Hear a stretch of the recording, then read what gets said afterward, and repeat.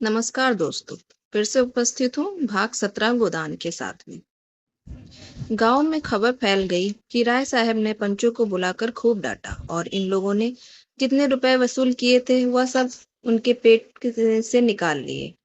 वह तो इन लोगों को जेल में भिजवाना चाहते थे, लेकिन इन लोगों ने हाथ पांव जोड़े, थूक कर चाटा, तब जाके उन्होंने छोड़ा। धनिया का कलेजा शीतल हो गया। गांव में घूम घूम कर पंचों को लिज्जत करती फिरती थी।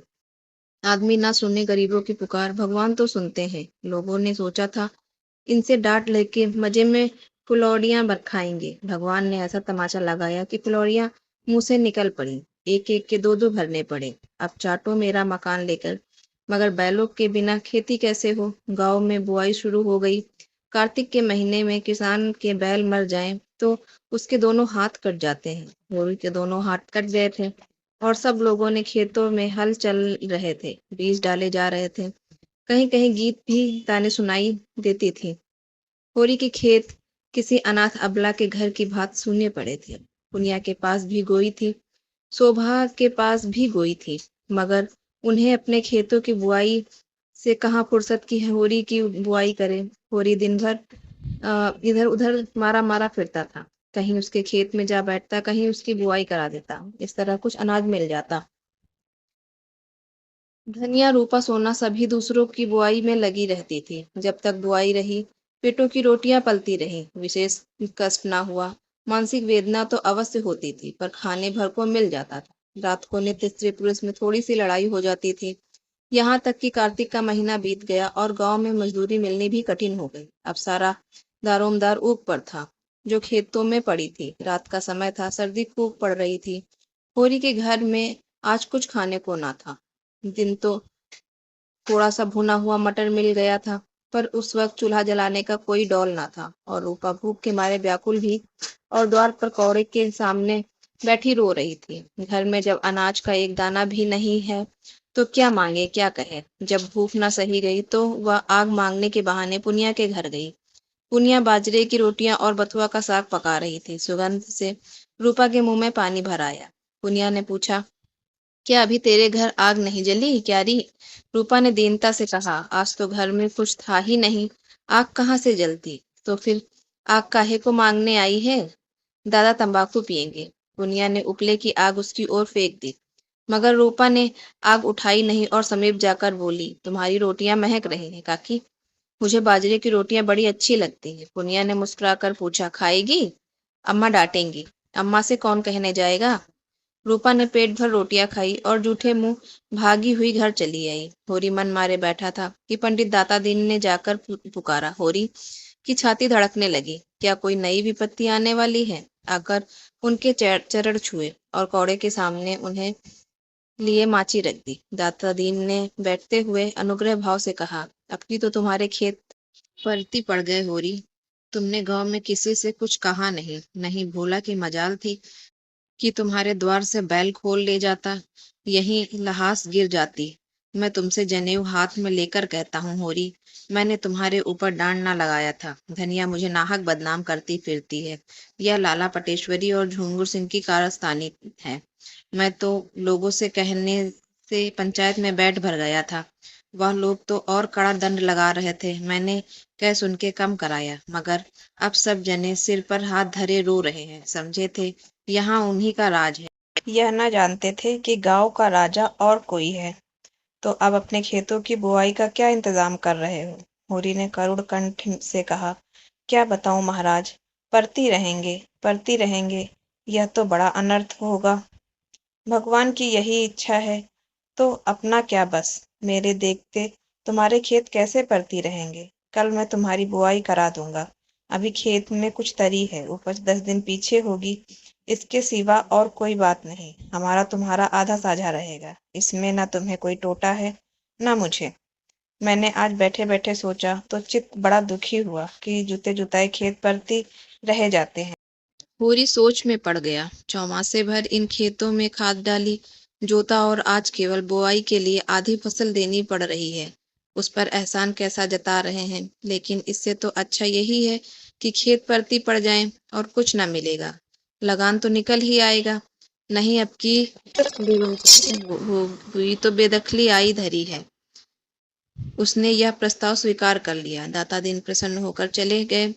तो चलो मैं अभी बीज तौल दूं, जिसमें सवेरे का झंझट ना रहे। रोटी तो खा ली है ना? होरी ने लजाते हुए कहा। आज घर में चूल्हा न जलने की कथा कही। दाता दीन ने मीठे उलाहने के भाव से कहा, अरे तुम्हारे घर में चूल्हा नहीं जला और तुमने मुझसे कहा भी नहीं। हम तुम्हारे बैरी तो नहीं थे। इसी बात पर मुझे मेरा जी कुड़ता है। अरे भले आदमी, इसमें लाज शर्म की कौन सी बात है? हम सब एक ही तो हैं। तुम शूद्र हुए तो क्या, हम बाम्भन हुए तो क्या है? तो सब एक ही घर के। दिन सबके बराबर नहीं जाते। कौन जाने कल मेरे ही ऊपर कोई संकट आ पड़े तो मैं तुमसे अपना दुख ना कहूंगा तो किससे कहूंगा? अच्छा जो हुआ, चलो बैग ही के साथ तुम्हें मन दो मन अनाज खाने को भी तौल दूंगा। आधे घंटे में होरी मन भर जौ का कटोरा सिर पर रखे आया और घर की चक्की चलने लगी। धनिया रोती थी और साहस के साथ जौ पीसती थी। भगवान उसे किस दुष्कर्म का यह दंड दे रहा है? दूसरे दिन से बुआई शुरू हुई। होरी का सारा परिवार इस तरह काम में जुटा हुआ था मानो सब कुछ अपना ही है। कई दिन के बाद सिंचाई भी इसी तरह हुई। दाता दीन को खेत में मजूर मिल गए। अब कभी कभी उनका लड़का माता दीन भी घर में आने लगा। जवान आदमी था, बड़ा रसिक और बातचीत का मीठा। दाता दीन जो कुछ छीन झपट कर लाते थे वह उसे भांग बूटी में उड़ाता था। एक चमारिन से उसकी आशनाई हो गई थी, इसलिए अभी तक ब्याह ना हुआ था। वह कहती थी, पर सारा गांव यह रहस्य जानते हुए भी कुछ न बोल सकता था। हमारा धर्म है हमारा भोजन, भोजन पवित्र रहे, फिर हमारे धर्म पर कोई आँच नहीं आ सकती। रोटियां ढाल बनकर अधर्म से हमारी रक्षा करती हैं। अब साझे की खेती होने से माता दीन को झुनिया से बातचीत करने का अवसर मिलने लगा। वह ऐसे दावे से आता जब घर में झुनिया के सिवा और कोई ना होता। कभी किसी बहाने से, कभी किसी बहाने से। झुनिया रूपवती ना थी, लेकिन जवान थी और उसकी चमारिन प्रेमिका से अच्छी थी। कुछ दिन शहर में रह चुकी थी। पहनना ओढ़ना बोलना चालना जानती थी और लज्जाशील भी थी, जो स्त्री का सबसे बड़ा आकर्षण है। माता दिन कभी कभी उसके बच्चे को गोद में उठा लेता और प्यार करता। झुनिया निहाल हो जाती थी। एक दिन उसने झुनिया से कहा, तुम क्या देखकर गोबर के साथ आई जोना? झुनिया ने लजाते हुए कहा, भाग खींच लाया महाराज, और क्या कहूँ? माता दिन दुखी मन से बोला, बड़ा बेवफा आदमी है। तुम जैसी लक्ष्मी को छोड़कर ना जाने कहाँ मारा मारा फिर रहा है। चंचल स्वभाव का आदमी है। इसी से मुझे शंका होती है कि कहीं और ना फंस गया हो। ऐसे आदमियों को तो गोली मार देना चाहिए। आदमी का धर्म है जिसकी बाह पकड़े उसे निभाए। यह क्या कि एक आदमी की जिंदगी खराब कर दी और आप दूसरा घर ताकने लगे। युवती रोने लगी। माता दीन ने इधर उधर ताक कर उसका हाथ पकड़ लिया और समझाने लगा, तुम उसकी क्यों परवाह करती हो जोना? चल गया, चला जाने दे। तुम्हारे लिए किस बात की कमी है? रुपए पैसे गहना कपड़ा जो चाहो मुझसे लो। दुनिया ने धीरे से हाथ छुड़ा लिया और पीछे हटकर बोली, सब तुम्हारी दया है महाराज। मैं तो कहीं की ना रही। घर से भी गई, यहाँ से भी गई। ना माया मिली, ना राम ही हाथ आए। दुनिया का रंग ढंग ना जानती थी। इसकी मीठी मीठी बातें सुनकर जाल में फंस गई। माता दीन ने गोबर की बुराई करनी शुरू की। वह तो निरा लफंगा है, घर का ना घाट का। जब देखो माँ बाप से लड़ाई, कहीं पैसा आ जाए चट जुआ खेलने डाल लेगा। चरस और गांजे में उसकी जान बसती थी। सुहादों के साथ घूमना, बहू बेटियों को छेड़ना, यही उसका काम था। थानेदार साहब बदमाशी में उसका चालान करने वाले थे। हम लोगों ने बहुत खुशामद की, तब जाकर छोड़ा। दूसरों के खेत खलियानों से अनाज उड़ा लिया करता था। कई बार तो खुद उसी ने पकड़ा था, पर गांव घर समझकर छोड़ दिया। सोना ने बाहर आकर कहा, भाभी अम्मा ने कहा है अनाज निकाल कर धूप में डाल दो, नहीं तो चोकर बहुत निकलेगा। पंडित ने जैसे बखार में पानी डाल दिया हो। माता दीन ने अपनी सफाई दी। मालूम होता है तेरे घर बरसात नहीं हुई। चौमासे में लकड़ी तक गीली हो जाती है। अनाज तो अनाज ही है। यह कहता हुआ वह बाहर चला गया। सोना ने आकर उसका खेल बिगाड़ दिया। सोना ने झुनिया से पूछा, माता दीन क्या करने आए थे? झुनिया ने माथा सिकोड़कर कहा, पगहिया मांग रहे थे। मैंने कह दिया यहाँ पगहिया नहीं है। यह सब बहाना है। बड़ा खराब आदमी है। मुझे तो बड़ा भला आदमी लगता है। क्या खराबी है इसमें? तुम नहीं जानती। सीलिया चमारिन को रखे हुए है तो इसी से खराब आदमी हो गया। और काहे के आदमी खराब कहा जाता है? तुम्हारे भैया तो मुझे ले आए। वह भी खराब आदमी है। सोना ने इसका जवाब न देकर कहा, मेरे घर में फिर कभी आएगा तो दुत्कार दूंगी, और जो उससे तुम्हारा ब्याह हो जाए। सोना लजा गई। तुम तो भाभी गाली देती हुई, क्या इसमें गाली की क्या बात है? मुझसे बोले तो मुंह झुलस दूं। तो क्या तुम्हारा ब्याह किसी देवता से होगा? गांव में ऐसा सुंदर सजीला जवान दूसरा कौन है? तो तुम चली जाओ उसके साथ। सिलिया से लाख दर्जे अच्छी हो। मैं क्यों चली जाऊं? मैं तो एक के साथ चली आई। अच्छा है या बुरा? और जो किसी बूढ़े के साथ ब्याह हो गया? सोना हंसी।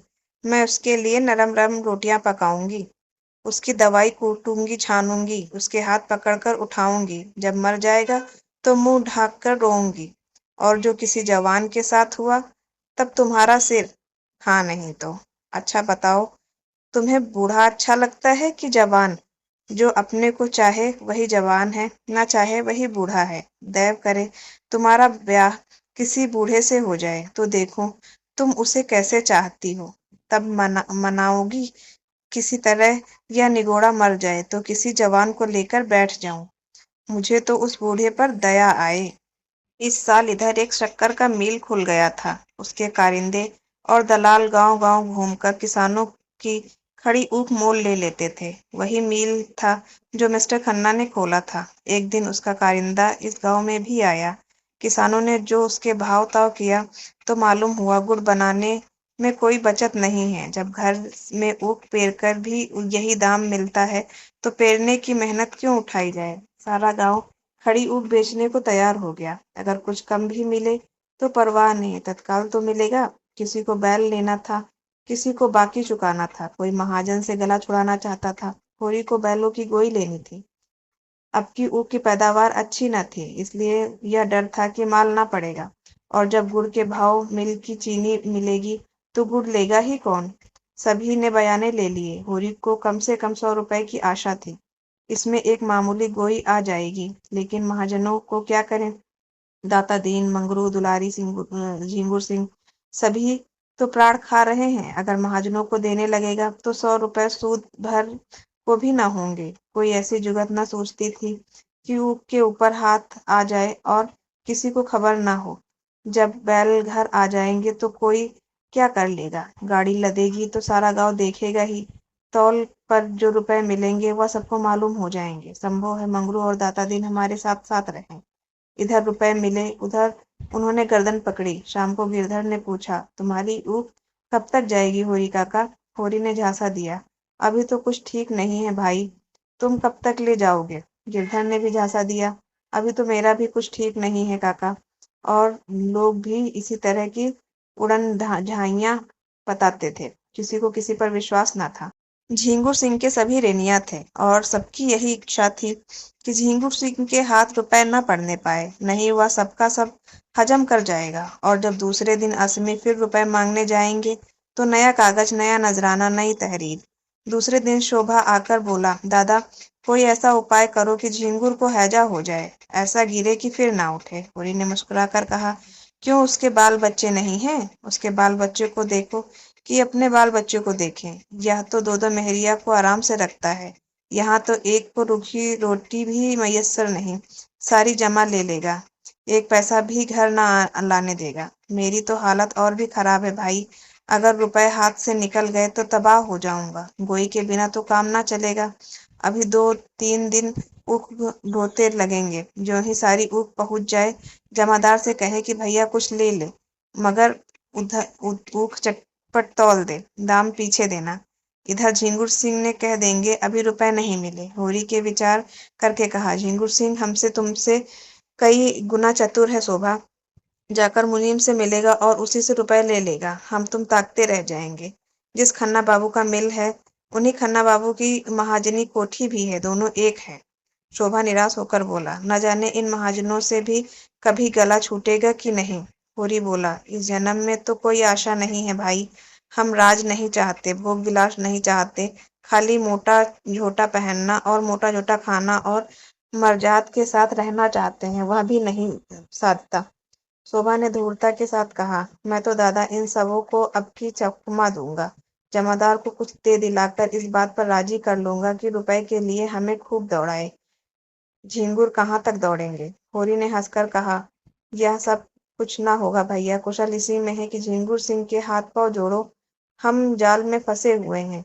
कितना भी फड़फड़ाओगे उतना ही और जकड़ते जाओगे। तुम तो दादा बूढ़ों की सी बातें कर रहे हो, कटघरे में फंसे बैठे रहना तो कायरता है। फंदा और जकड़ जाए बला से, पर गला छुड़ाने के लिए जोर तो लगाना ही पड़ेगा। यही तो होगा, झिंगुर घर द्वार नीलाम कर लेंगे, करा ले नीलाम। मैं तो चाहता हूँ कि हमें कोई रुपए ना दे, हमें भूखों मरने दे, लाते खाने दे, एक पैसा भी उधार ना दे। लेकिन पैसे वाले उधार ना दे तो सूद कहाँ से पाएं? एक हमारे ऊपर दावा करते हैं तो दूसरा हमें कुछ कम सूद पर उधार देकर अपने जाल में फंसा लेता है। मैं तो उसी दिन रुपए लेने जाऊंगा जिस दिन झिंगुर कहीं चला गया होगा। होरी का मन भी विचलित हुआ। हाँ, यह ठीक है, ऊख तुलवा देंगे, रुपए दाव घात देकर ले आएंगे, बस बस यही चाल चलो। दूसरे दिन प्रातःकाल गांव के कई आदमियों ने ऊख काटनी शुरू की। होरी भी अपने खेत में गड़ासा लेकर पहुंचा। उधर से शोभा भी उसकी मदद को आ गया। पुनिया, झुनिया, धनिया, सोना सभी खेत में जा पहुंची। कोई ऊख काटता था, कोई छीलता था, कोई कूले बांधता था। महाजनों ने जो ऊख काटते देखी तो पेट में चूहे दौड़े। एक तरफ से दुलारी दौड़ी, दूसरी तरफ से मंगरू सा, तीसरी ओर से माता दीन और पटेश्वरी और झिंगुर के पियादे। दुलारी हाथ पांव के मोटे मोटे चांदी के कड़े पहने, कानों में सोने का झुमका, आंखों में काजल लगाए बूढ़े यौवन को रंग रंगाए आकर बोली, पहले मेरे रुपए दे दो, तब ऊख काटने दूंगी। मैं जितना ही गम खाती हूँ उतना ही तुम शेर होते हो। 2 साल से एक ढेला सूद नहीं दिया, 50 तो मेरे सूद के होते हैं। होरी ने घिघिया कर कहा, भाभी ऊख काट लेने दो, इनके रुपए मिलते हैं तो जितना हो सकेगा तुमको भी दूंगा। न गांव छोड़कर भागा जाता हूँ, न इतनी जल्दी मौत ही आई जाती है। खेत में खड़ी ऊख तो रुपए न देगी? दुलारी ने उसके हाथ से गड़ासा छीनकर कहा, नियत इतनी खराब हो गई है तुम लोगों की, तभी तो बरकत नहीं होती। आज 5 साल हुए होरी ने दुलारी से 30 रुपए लिए थे। 3 साल में उसके 100 रुपए हो गए। तब स्टाम्प लिखा गया। 2 साल में उस पर 50 रुपए सूद चढ़ गया था। होरी बोला, सहुआइन नियत तो कभी खराब नहीं की, और भगवान चाहेंगे तो पाई पाई चुका दूंगा। हाँ, आजकल तंग हो गया हूँ, जो चाहे कह लो। सहुआइन को जाते देर नहीं हुई कि मंगरू साहब पहुंचे। काला रंग, तोंद कमर के नीचे लटकी हुई, 2 बड़े-बड़े दांत सामने जैसे काट खाने को निकले हुए, सिर पर टोपी, गले में चादर। उम्र अभी 50 से ज्यादा नहीं, पर लाठी के सहारे चलते थे। गठिया का मर्ज हो गया था, खांसी भी आती थी। लाठी टेक कर खड़े हो गए और होरी को डांट बताई, पहले हमारे रुपए दे दो होरी, तब ऊख काटो। हमने रुपए उधार दिए थे, खैरात नहीं। 3-3 साल हो गए, ना सूद ना ब्याज। मगर यह ना समझना कि तुम मेरे रुपए हजम कर जाओगे, मैं तुम्हारे मुद्दे से भी वसूल कर लूंगा। शोभा मस्करा था, बोला, तब काहे को घबराते हो साहजी, इसके मुद्दे ही से वसूल कर लेना। नहीं, 1-2 साल के आगे पीछे दोनों ही सरग में पहुंचोगे, वही भगवान के सामने अपना हिसाब चुका देना। मंगरू ने शोभा को बहुत बुरा भला कहा, जमामात, बेईमान इत्यादि। लेने की बेर तो दुम हिलाते हो, जब देने की बारी आती है तो गुर्राते हो। घर बिकवा लूंगा, बैल बधिये नीलाम करा दूंगा। शोभा ने फिर छेड़ा, अच्छा ईमान से बताओ साह, कितने रुपए दिए थे, जिसके अब 300 रुपए हो गए। जब तुम साल के साल सूद न दोगे तो आप ही बढ़ेंगे। पहले पहल कितने रुपए दिए थे तुमने? 50 ही तो। कितने दिन हुए यह भी तो देख देख, 5-6 साल हुए होंगे। 10 साल हो गए पूरे, 11वां जा रहा है। 50 रुपए के 300 रुपए लेते तुम्हें जरा भी शर्म नहीं आती? शर्म कैसी, रुपए दिए हैं कि खैरात मांगते हैं? होरी ने इन्हें भी चिरौरी विनती करके विदा किया। दाता दीन ने होरी के साझे खेती की थी, बीज देकर आधी फसल ले लेंगे। इस वक्त कुछ छेड़छाड़ करना नीति विरुद्ध था। झिंगुर सिंह ने मिल के मैनेजर से पहले ही सब कुछ कह सुन रखा था। उनके प्यादे गाड़ियों पर ऊख लदवाकर नाव पर पहुंचा रहे थे। नदी गांव से आधा मील पर थी। एक गाड़ी दिन भर में 7-8 चक्कर कर लेती थी और नाव एक खेवे में 50 गाड़ियों का बोझ लाद लेती थी। इस तरह किफायत पड़ती थी। इस सुविधा का इंतजाम करके झिंगुर सिंह के सारे इलाके को एहसान में दबा दिया था। तौल शुरू होते ही झिंगुर सिंह ने मील के फाटक पर आसन जमा लिया। हर एक की ऊख तौलते थे, दाम का पुर्जा लेते थे, खजांची से रुपए वसूल करते थे और अपना पावना काटकर आसमी को दे देते थे। आसमी कितना ही रोए चीखे किसी की ना सुनते थे। मालिक का यही हुक्म है, उनका क्या बस। होरी को 120 रुपए मिले, उसमें से झिंगुर सिंह ने अपने पूरे रुपए सूद समेत काट कर कोई 25 रुपए होरी के हवाले किए। होरी ने रुपए की और उदासीन भाव से देखकर कहा, यह लेकर मैं क्या करूंगा ठाकुर, या भी तुम ही ले लो, मेरे लिए मजूरी बहुत मिलेगी। झिंगुर ने 25 रुपए जमीन पर फेंक कर कहा, लो या फेंक दो, तुम्हारी खुशी। तुम्हारे कारण मालिक की ढूंढिया खाई और अभी राय साहब सिर पर सवार हैं कि डांट के रुपए अदा करो। तुम्हारी गरीबी पर दया करके इतने रुपए दिए देता हूँ, नहीं एक ढेला भी ना देता। अगर राय साहब ने सख्ती की तो उल्टे और घर से देने पड़ेंगे। होरी ने धीरे से रुपए उठा लिए और बाहर निकला कि नोखेराम ने ललकारा। होरी ने जाकर 25 रुपए उसके हाथ पर रख दिए और बिना कुछ कहे जल्दी से भाग गया। उसका सिर चक्कर खा रहा था। शोभा को इतने ही रुपए मिले थे। वह बाहर निकला तो पटेश्वरी ने घेरा। शोभा बदल पड़ा, बोला, मेरे पास रुपए नहीं है, तुम्हें जो कुछ करना हो कर लो। पटेश्वरी ने गर्म होकर कहा, ऊख बेची है कि नहीं? हाँ बेची है। तुम्हारा यही वादा तो था कि ऊख बेचकर रुपए दूंगा। हाँ था तो फिर क्यों नहीं देते? और सब लोगों को दिए हैं कि नहीं? हाँ दिए हैं। तो मुझे क्यों नहीं देते? मेरे पास अब जो कुछ बचा है वह बाल बच्चों के लिए है। पटेश्वरी ने बिगड़कर कहा, तुम रुपए दोगे शोभा? और हाथ जोड़कर, और आज ही? हाँ अभी जितना चाहो बहक लो। एक रपट में जाओगे 6 महीने को, पूरे 6 महीने को, ना एक दिन बेस ना एक दिन कम। यह जो नित्य जुआ खेलते हो वह एक रपट में निकल जाएगा। मैं जमींदार या महाजन का नौकर नहीं हूँ, सरकार बहादुर का नौकर हूँ, जिसका दुनिया भर में राज है और जो तुम्हारे महाजन और जमींदार दोनों का मालिक है। पटेश्वरी लाला आगे बढ़ गए। शोभा और होरी कुछ दूर चुपचाप चले, मानो इस धिक्कार ने उन्हें सज्जाहीन कर दिया हो। तब होरी ने कहा, शोभा इसके रुपए दे दो, समझ लो ऊख में आग लग गई थी। मैंने भी यही सोचकर मन को समझाया है। शोभा ने आहत कंठ से कहा, हाँ दे दूंगा दादा, ना दूंगा तो जाऊंगा कहाँ। सामने से गिरधर ताड़ी पिए झूमता चला आ रहा था। दोनों को देखकर बोला, झिंगुरिया ने सारे का सारा ले लिया होरी काका, चबैना को भी एक पैसा न छोड़ा, हत्यारा कहीं का। रोया गिड़गिड़ाया, पर इस पापी को दया न आई। शोभा ने कहा, ताड़ी तो पिए हुए हो, उस पर कहते हो एक पैसा भी न छोड़ा। गिरधर ने पेट दिखाकर कहा, सांझ हो गई, जो पानी की बूंद भी कंठ तले गई हो तो गो मांस बराबर। एक इकन्नी मुंह में दबा ली थी, उसकी ताड़ी पी ली। सोचा साल भर पसीना गारा है तो एक दिन ताड़ी तो पी लूं, मगर सच कहता हूँ नशा नहीं है।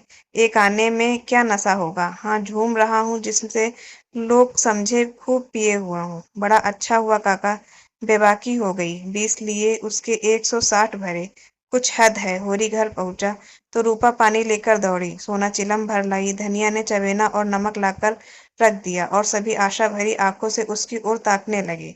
दुनिया भी चौखट पर आ खड़ी हुई। होरी उदास बैठा था, कैसे कैसे मुंह हाथ धोए, कैसे चबाना चबाए, ऐसा लज्जित और ग्लानित था, मानो हत्या करके आया हो। धनिया ने पूछा, कितने की तौल हुई? 120 मिले, पर सब कुछ लुट गया, ढेला भी ना बचा। धनिया सिर से पांव तक भस्म हो गई। मन में ऐसा उद्वेग उठा कि मानो मुंह नोच ले। बोली, तुम जैसे धामड़ आदमी भगवान ने क्यों रचा? कहीं मिलते तो उनसे पूछती। तुम्हारे साथ सारी जिंदगी तलक हो गई, भगवान मौत भी नहीं देते कि जंजाल से जान छूटे। उठाकर सारे रुपए बहनोई को दे दिए। अब और कौन आमदनी है जिससे गोई आएगी? हल में क्या तुम मुझे जोतोगे या आप जोतोगे? मैं कहती हूँ तुम बूढ़े हुए, तुम्हें इतनी अकल भी नहीं आई कि गोई भर के रुपए तो निकाल लेते। कोई तुम्हारे हाथ से छीन थोड़े लेता। उसकी यह ठंड और किसी की देह पर लगता नहीं। ले जाओ सबको नदी में डुबा दो। सिधक सिधक कर मरने से तो एक दिन मर जाना फिर अच्छा है। कब तक पुआल में घुसकर रात काटेंगे? और पुआल में घुस भी ले तो पुआल खाकर रहा तो ना जाएगा।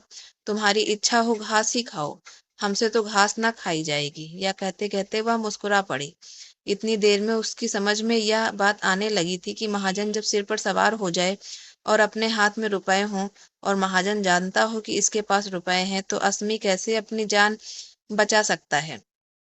होरी सिर नीचा किए अपने भाग्य को रो रहा था। धनिया का मुस्कुराना उसे ना दिखाई दिया। बोला, मजूरी तो मिलेगी, मजूरी करके खाएंगे। धनिया ने पूछा, कहाँ है इस गांव में मजूरी? और कौन मुंह लेकर मजूरी करोगे? महतो नहीं कहलाते? होरी ने चिलम के कई कस लगाकर कहा, मजूरी करना कोई पाप नहीं है। मजूर बन जाए तो किसान हो जाता है, किसान बिगड़ जाए तो मजूर हो जाता है। मजूरी करना भाग्य में ना होता तो यह सब विपत क्यों आती? क्यों गाय मरती, क्यों लड़का नालायक निकल जाता? धनिया ने बहू बेटियों की ओर देखकर कहा, तुम सबकी सब क्यों घेरे खड़ी हो? जाकर अपना अपना काम देखो। वह और है जो हाट बाजार से आते हैं तो बाल बच्चों के लिए दो चार पैसे की कोई चीज लिए आते हैं। यहाँ तो यह लोभ लग रहा होगा कि रुपए तुड़ाए कैसे, एक काम ना हो जाएगा। इसी से इनकी कमाई में बरकत नहीं होती। जो खर्च करते हैं उन्हें मिलता है, जो ना खा सके ना पहन सके उन्हें रुपए मिले तो क्यों, जमीन में गाड़ने के लिए? होरी ने खिलखिलाकर पूछा, कहाँ है वह गाड़ी हुई धोती?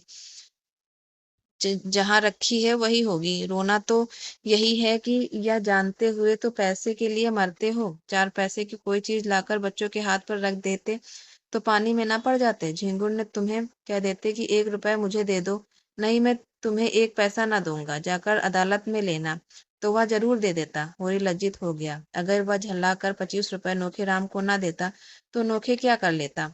बहुत होता बकाया पर दो चार आने सूद ले लेता, मगर अब तो चूक हो गई। झुनिया ने भीतर जाकर सोना से कहा, मुझे तो दादा पर बड़ी दया आती है। बेचारे दिन भर के थके मांदे घर आए तो अम्मा कोसने लगी। महाजन गला दबाए था तो क्या करते बेचारे, तो बैल कहाँ से आएंगे? महाजन अपने रुपए चाहता है, उसे घर के टुकड़ों से क्या मतलब? अम्मा वहां होती तो महाजन को मजा चखा देती, अभागा रोकर रह जाता। झुनिया ने दिल लगी की, तो यहाँ रुपए की कौन कमी है? तुम महाजन से जरा हंसकर बोल दो तो देखो सारे रुपए छोड़ देगा कि नहीं। सच कहती हूँ, दादा का सारा दुख दरिद्र दूर हो जाए। सोना ने दोनों हाथों से अपना मुंह दबाकर कहा, बस चुप ही रहना, नहीं कह देती हूँ। अभी जाकर अम्मा से माता दीन की सारी कलई खोल दो तो रोने लगो। भुनिया ने पूछा, क्या कह दोगी अम्मा से? कहने को कोई बात भी हो? जब वह किसी बहाने से घर में आ जाते हैं तो क्या कह दो कि निकल जाओ? फिर मुझसे कुछ ले तो नहीं जाते, कुछ अपना ही दे जाते हैं। सिवाय मीठी मीठी बातों के वह दुनिया से कुछ नहीं पा सकते, और अपनी मीठी बातों को महंगे दाम बेचना भी मुझे आता है। मैं ऐसी अनाड़ी नहीं हूँ कि किसी के झांसे में आ जाऊं। हाँ, जब जान जाऊंगी कि तुम्हारे भैया ने वहां किसी को रख लिया है, तब कि नहीं चलाती। अब मेरे ऊपर किसी का कोई बंधन न रहेगा। अभी तो मुझे विश्वास है कि वह मेरे हैं और मेरे ही कारण उन्हें गली गली ठोकर खाना पड़ रहा है। हंसने बोलने की बात न्यारी है, पर मैं उनसे विश्वासघात ना करूंगी। जो एक से दो का हुआ वह किसी का नहीं रहता। शोभा ने आकर होरी को पुकारा और पटेश्वरी के रुपए उसके हाथ में रखकर बोला, भैया तुम जाकर ये रुपए लाला को दे दो। मुझे उस घड़ी ना जाना क्या हो गया था। होरी रुपए लेकर उठा ही था कि शंख की ध्वनि कानों में पड़ी। गांव के उस सिरे पर ध्यान सिंह नाम के एक ठाकुर रहते थे। पलटन में नौकर थे और कई दिन हुए 10 साल के बाद रजा लेकर आए थे। बगदाद, अदन, सिंगापुर, बर्मा चारों तरफ घूम चुके थे। अब ब्याह करने की धुन में थे, इसलिए पूजा पाठ करके ब्राह्मणों को प्रसन्न रखना चाहते थे। होरी ने कहा, जान पड़ता है 7 अध्याय पूरे हो गए, आरती हो रही है। शोभा बोला, हाँ जान तो पड़ता है, चलो आरती ले लें। होरी ने निश्चिंत भाव से कहा, तुम जाओ, मैं थोड़ी देर में आता हूँ। ध्यान सिंह जिस दिन आए थे सबके घर सेर सेर भर मिठाई बैना भेजी थी। होरी से जब कभी रास्ते मिल जाते तो कुशल पूछते। उनकी कथा में जाकर आरती में कुछ न कुछ अपमान की बात थी। आरती का थाल उन्हीं के हाथ में होगा, उसके सामने होरी कैसे खाली हाथ आरती ले लेगा? इससे तो कहीं अच्छा है कि वह कथा में जाए ही ना। इतने आदमियों में उन्हें क्या याद रहेगी कि होरी नहीं आया? कोई रजिस्टर लिखे लिए तो बैठे नहीं है कि कौन आया कौन नहीं आया। वह जाकर खाट पर लेटा रहा, मगर उसका हृदय महसूस महसूस कर रह रहा था। उनके पास एक पैसा भी नहीं था, तांबे का एक पैसा। आरती के पुण्य और महात्मा का उसे बिल्कुल ध्यान ना था। बात थी केवल व्यवहार की। ठाकुर जी की आरती तो वह केवल श्रद्धा की भेंट देकर ले सकता था, लेकिन मर्यादा कैसे तोड़े, सबकी आंखों में ऐठा कैसे बने? सहसा वह उठ बैठा। क्यों मर्यादा की गुलामी करे, मर्यादा के पीछे आरती का पुण्य क्यों छोड़े। लोग हंसेंगे हंस ले, उसे परवाह नहीं। भगवान उसे कुकर्म से बचाए। और वह कुछ नहीं चाहता, वह ठाकुर के घर की ओर चल पड़ा। और इसी के साथ गोदान का भाग 17 समाप्त होता है। फिर मिलेंगे भाग 18 के साथ। तब तक के लिए शुभ रात्रि। धन्यवाद।